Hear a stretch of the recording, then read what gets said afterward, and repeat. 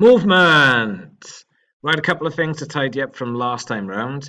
If you don't have game, then if you go up to Window and General, and you can choose game there and it will appear, or you can use the shortcut key. You might also need to get animation and animator up at some point, and when they do appear, you can just drag and drop them into the position you want to go into. Now, one of the issues last time with the game was when I press play, the chicken drops. So if we keep an eye over here on the position of the chicken, and the Y position in particular, because that's the up and down part, you'll notice it starts off at 1.24 and it drops down to this point. So what I'm going to do is copy that. I'm going to stop the game. So it goes back into its original position of 1.24, and then I'm going to paste that into that place, and you'll see on the screen, but it should then, when I press play, start actually on top of the ground, so it doesn't actually fall. So just like your traditional Super Mario or Sonic games, you don't start from a falling position.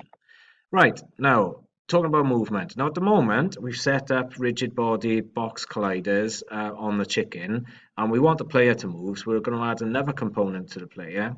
But this time, if we just go through the steps for you, we're going to scroll down to new script, and script is where you put some code onto. And yes, there are scripts there, but that's for you to look at yourselves. But when I click on new script, and I'm gonna click on, I'm actually going to type in player movement as my name of the script and press create and add.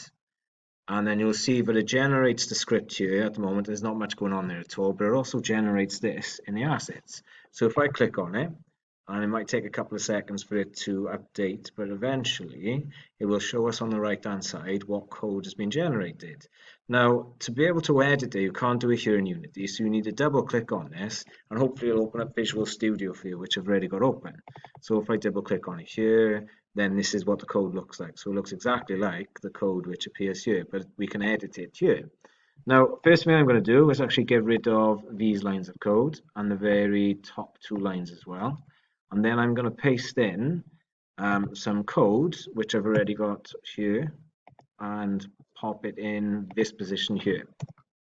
And if I press save, and you can see everything's yellow down the left hand side to say it hasn't been saved yet. It goes green to say it's been saved. And when I go back to Unity, it does this little thing of updating it here, so then it should update there as well for us within a matter of seconds. Hopefully, not too long. May as well go put the kettle on. There we go. And then it's done it. Now, the idea behind those 2 or 3 lines of code is when I press play, when the game loads up, if I press left, I go left. And if I press right, I'll go right. Eventually. So left and right. Yay, victory. However, that's very limited to how kind of quick that moves. This is not slow motion. This is literally as fast as it goes. So a couple of things we need to change then on here as well. I'll go to my special Word document, and there's a couple of lines we need to add here. So I'm going to take this line, so it's the highlighted bits basically, and back on here I'm going to put it in front of this. Press enter, so it's on a separate line, and I also need to type in times speed. Now what this has done is basically set up something called speed, and then the horizontal movement is going to be multiplied by that number when we set it, and that's what the float part is of it. So again, I got yellow, so if I press Ctrl S to save it, go back to Unity, and it'll do this little thing, and it should appear up here on the right hand side. Now, if there are any errors in your code which doesn't get picked up in Visual Studio, down in the bottom left here on Unity, it will tell you that something's not quite right. So if anything pops up down here, you know you need to go and fix something. Now, back on our chicken, where our script is, you'll notice that that speed has now appeared, which is set to 0. So if I change it to 10 and I press play,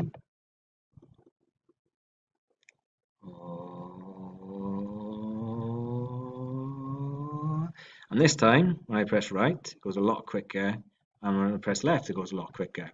Problem is though, when I'm pressing left, I should really get my chicken to turn to face the other way, because otherwise he's walking backwards, or moonwalking, which some of us from the 80s and 90s will refer to it as. So again, another bit of code we need to look at for this. Back on my special Word document, where is it? It's down here somewhere, flipping.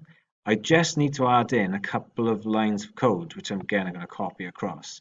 So this bit goes into, I think it's here actually, I need to put it in the update bit. And remember, if I haven't provided you with this code at this stage, but if you subscribe, I'll obviously send it to you, or you could just pause and look at it that way. And where was the next bit? Again, it's underneath that part. And there you'll notice there are bits of code here which I haven't referred to yet, which I'm going to come back to in a moment. But in fact, that might even be our next video. But anyway, let's chuck this in here. And basically that's saying that if the horizontal position, or like if you press in left, it makes it turn one way, and if you press in right, it makes it turn the other way. That's all you really need to know. So let's Control S that so it's all saved. All gone green. Back on Unity. Hopefully there's nothing wrong down here. Oh, it's taking a while. It's been busy for 11 seconds. Right, looks okay at this stage. So if we press play, hoping now. Well, it should still move left and right. It's just the flip in bit is we're not quite sure of. But here we go. So let's go right and let's go left. Yay! So it looks like it's actually deciding to move left and right.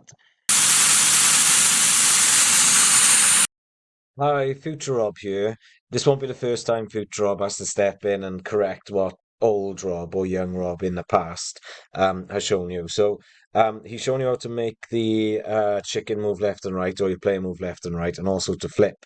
The issue is, which Rob didn't realize at the time, his character is actually the size he wants it to be within the game. However, your character, when you've brought it in, your player that is, you might be looking to scale it up or scale it down. So remember, holding the shift key and so on. Now, I've made her a little bit smaller, and I've done that on purpose because the code you've used to flip the character, it kind of does that. It always goes back to its original size, regardless of how small or big you make it then. So, if you have had to scale yours, like I've just done there, and you have the same issue with yours where the character goes back to its original size, you've just got to make a couple of changes to your script.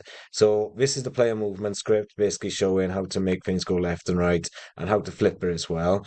The issue is at the moment, the character, when I've scaled it down, it's actually now 0.952 of its original scale. Because when before I scaled it down, it was 111, its original size. And within our code here, look, it actually says -1, 1, 1, 1. So I'm actually just gonna paste that over there, put an F on the end. I think that's gonna work. F on the end of that as well.